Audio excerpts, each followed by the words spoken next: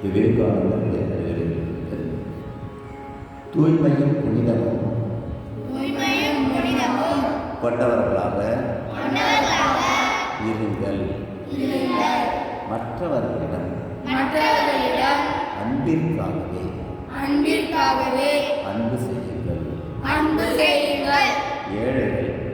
ஏழைகள் துன்பப்படுபவர்கள் நசுக்கப்படுபவர்கள் ஆகியோர்களை நேசியுங்கள். நாம் மற்றவர்களுக்கு செய்ய வேண்டிய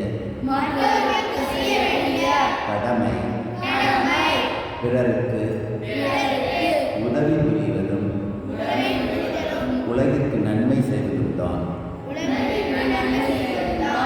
உலகிற்கு நன்மை செய்வதுதான் நம்முடைய நோக்கம். நமது பெயரையும் புகழையும் பறைசாற்றுவது நமது நோக்கமல்ல.